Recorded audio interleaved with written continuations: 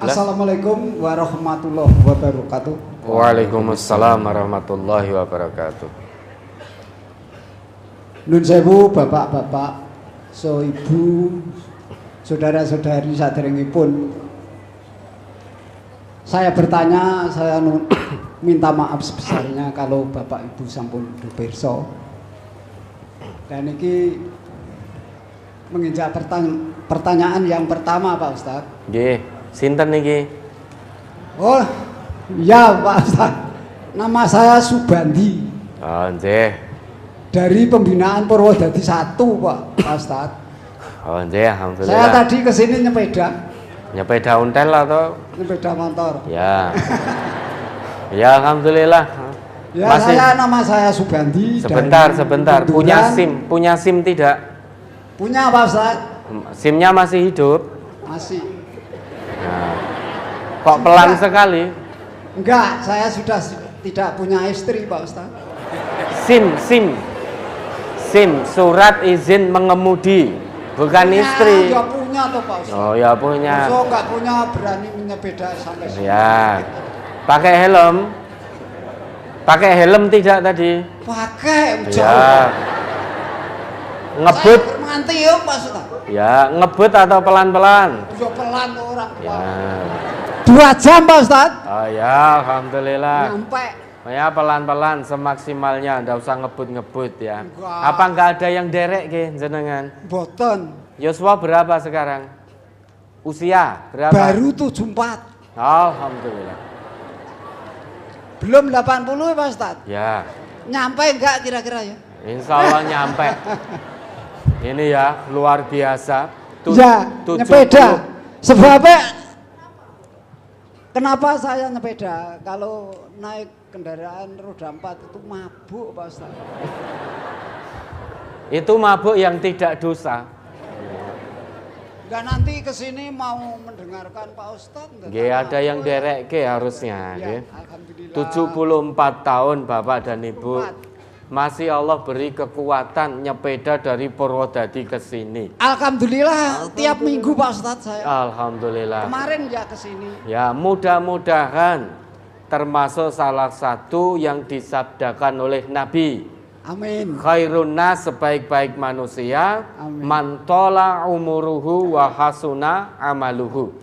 Yang usianya panjang dan baik perbuatannya. Nah, kira-kira yang belum 74 termasuk saya ini tekan apa ora kan gitu. Dan sebaliknya Pak Ustadz, saya itu udah 74. Lah saya ibaratkan itu saya nyuci, cuciannya udah banyak kok, sabunnya udah habis. Sabunnya habis, beli Enggak, lagi.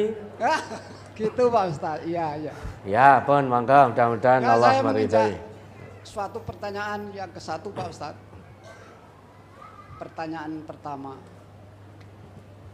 Saya itu kalau sepertiga malam itu bisa bangun terus salat tahajud Pak Ustadz. Nggih. Tapi begini Pak Ustadz, apa di bawah usia itu mau tidur lagi nggak bisa. Lah saya terus menunggu sholat subuh Pak Ustadz. Lah kalau waktunya sudah sholat subuh, saya sholat subuh. Lah itu diperbolehkan atau enggak? Gitu Pak Ustadz pertanyaan pertama. Nah yang pertanyaan kedua, sholat itu apa diharuskan di masjid, apa di mushola Pak Ustadz? Sebab begini Pak Ustadz, di tempat saya itu daripada masjid itu dekat mushola Pak Ustadz, yang dekat. Lah itu saya berjamaah di mushola. Apa itu ya? Diharuskan di masjid apa ya di mushola ya boleh. Begitu pertanyaan kedua. Nah, pertanyaan ketiga Pak Ustadz. Masjid saya itu tiap bulan itu mengadakan pengajian Pak Ustadz. Tapi pengajian itu pakai dana Pak Ustadz. Lah dana itu narik. Ya termasuk saya. Ya raketang sithik ya mesti nyumbang ngoten. Lah itu ndadak pengajian itu ada meringati orang tua yang wafat atau apa jenengane? Kol sesepuh. Bukan kol. Ngoten niku apa termasuk syirik? Bukan kol, ya. Haul. Kaul, ya kaul Pak Ustad. Kalau kol itu mobil. Kaul, ya Kaul. Pak Ustad, salah tadi. Nah itu apa saya itu termasuk membantu kemusyrikan atau enggak? Itu apa diperbolehkan apa enggak? Begitu pertanyaan saya yang ketiga terakhir itu Pak Ustad. Ya. Nah kurang lebihnya saya minta maaf. Billahi taufik wal hidayah. Wassalamualaikum warahmatullahi wabarakatuh. Waalaikumsalam. Terima kasih sekali warahmatullahi wabarakatuh. atas jawaban Bapak Ustadz. Ya sudah, sudah dijawab berarti. Ya kan sudah, terima kasih atas jawaban. Ya itulah orang Jawa ya. Nyebut kol. Bismillah semelah. Bismillah semelah. Maksudnya ya bismillah. Maksudnya ya haul. Ya, enggak apa-apa. Ya. Yang pertama, tidak tidur menunggu sholat subuh. Begitu tiba waktu sholat subuh, kemudian sholat subuh. Apakah diperbolehkan? Boleh. Bapak bangun tahajud sepertiga malam.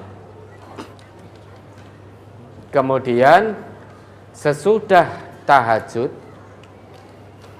tidak bisa sare lagi. Tidak bisa sare, gunakan yang manfaat untuk qiyamul lail yang lain. Qiyamul lail itu tidak hanya sholat. Ya. Sesudah tahajud maka Bapak bisa baca Quran, zikir, atau apalah untuk kegiatan-kegiatan yang mengingatkan diri pada Allah. Sehingga qiyamul lail. Sampai datang waktu sholat subuh. Begitu adzan berkumandang, Bapak segera bergegas menuju masjid. Ini jarak antara musola dan masjidnya berapa jauh? Musolanya berapa meter, masjidnya berapa meter?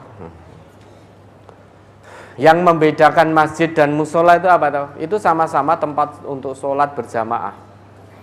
Ya, kalau musola itu tidak digunakan untuk sholat Jumat, tapi kalau masjid itu digunakan untuk sholat Jumat. Bapak sholat berjamaah di musola itu ya baik daripada Bapak sholat sendirian di rumah. Pokoknya semaksimalnya. Kalau mampu 5 waktu ke masjid, ya ke masjid. Kalau maksimal di musola, ya berjamaah di situ. Itu banyak kelebihannya daripada sholat sendirian di rumah. Nabi kita bersabda, sholatur rajuli fil jama'ati tudha'afu ala sholatihi fi baitihi wa fi suqihi khamsan wa ishrina di'fan. Sholatnya seseorang dengan berjamaah di masjid itu lebih utama 25 derajat daripada sholatnya sendirian di rumah maupun di pasarnya. Wadzalika annahu idza tawaddo'a fayuhsinul wudu'a. Yang demikian itu karena dia berwudu kemudian memperbagus wudunya. Summa kharaja ilal masjidi. Kemudian dia berangkat ke masjid. La yukhrijuhu illas sholat. Tidak ada sebab yang menjadikan dia menuju masjid kecuali untuk mendatangi sholat jamaah. Lam yakhtu khatwatan illa rufi'at lahu biha darajah wa hutta anhu biha sayyi'ah. Tidaklah dia melangkahkan satu kakinya, melainkan diangkat derajatnya di sisi Allah. Langkah kakinya yang satu lagi, dengan itu akan diampuni dosanya oleh Allah. Fa'idha sholla, dan apabila dia telah selesai melaksanakan sholat, lam tazalil malaikatu tusalli alaihi madama fi musallahu.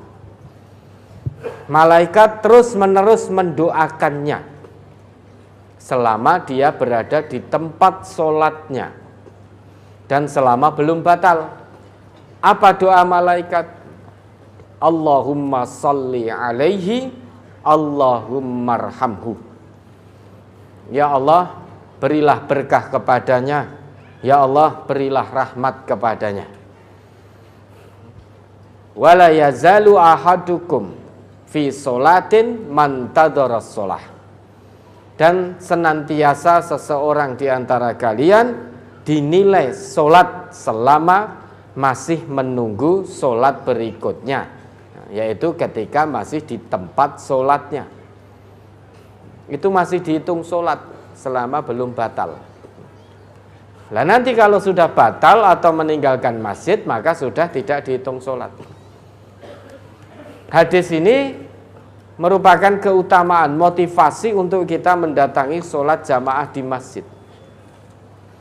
Namun jangan dijadikan alasan untuk kita malas. Jadi sholat, wah saya pengen dihitung sholat terus, sedino ning masjid terus, dari subuh sampai isya, nggak pulang-pulang, nggak keluar-keluar, nggak bekerja, ndak ini. Ketika ditegur, apa kira nyambut gawe? Saya pengen dihitung sholat terus, saya tetap di sini terus. Nah itu males. Maka itu ada motivasi bahwa keutamaan sholat jamaah di masjid itu besar sekali. Kalau tidak ada udzur apapun, jangan tinggalkan. Nah semaksimalnya jamaah di musola, karena dekat, usia sudah sepuh. Ya, maksimalnya di situ, itu penuh dengan kebaikan juga daripada sholat di rumah. Ya. Kemudian setiap bulan ada pengajian pakai dana. Dilihat dulu Bapak. Kalau kita belum tahu ilmunya, kajian itu ternyata untuk memperingati kematian. Kita belum tahu ilmu tentang itu. Dzikrul mauta, peringatan kematian, kita belum tahu ilmunya. Lah saudara-saudara kita yang telah melaksanakan itu, ya husnudon kita, mereka sudah tahu ilmunya. Lah kita ini yang belum tahu ilmunya, jangan mengamalkan. Karena agama ini bukan hanya sebatas ikut-ikutan orang, tetapi agama ini ittiba'u Rasulillah, mengikuti Rasulullah. Karena yang paling paham tentang agama ini adalah Rasulullah. Maka kalau ingin mengamalkan satu amalan, harus dilihat dulu apakah Rasul mencontohkan itu, apakah Allah perintahkan itu. Kalau belum kita temukan ilmunya dalam arti hadisnya atau ayatnya, ya jangan mengamalkan. Karena belum tahu ilmunya, Bapak ya jangan infak di situ, jangan iuran. Nah nanti dikatakan pelit dan lain sebagainya. Tidak apa-apa. Tetapi Bapak iuran untuk kebersihan lingkungan, untuk kebersihan kampung, itu yang terdepan. Sehingga dikomunikasikan dengan baik. Ya, ditolak dengan cara halus. Pangapunten, mohon maaf, dereng saged untuk ikut iuran karena dalem atau saya belum tahu ilmunya. Nanti kalau sudah tahu ilmunya, insya Allah saya tidak akan pernah berhenti. Kapan itu? Ya sesudah tahu ilmunya, sesudah tahu dalilnya. Wala taqfu ma laisa laka bihi ilmun innas sam'a wal basar wal fuad kullu ulaika kana anhu mas'ula. Jangan melakukan satu amalan yang kita belum tahu ilmunya. Karena sesungguhnya pendengaran, penglihatan, hati akan ada pertanggungjawaban di hadapan Allah. Akan ada hisabnya. Kamu melakukan amal itu, kamu melihat siapa? Kamu mendengar siapa? Hatimu condong kepada siapa? Kamu mengikuti siapa? Padahal kewajiban kita beragama ini untuk mengikuti Rasulullah. Lah bagaimana saudara-saudara kita yang mengamalkan itu? Maka saling menghormati. Beliau-beliau tidak memaksa kita untuk turut serta dalam praktek-praktek itu. Kita juga tidak memaksa beliau-beliau untuk berhenti dari kegiatan-kegiatan itu. Nah, itu saling menghormati. Lana a'maluna walakum a'malukum.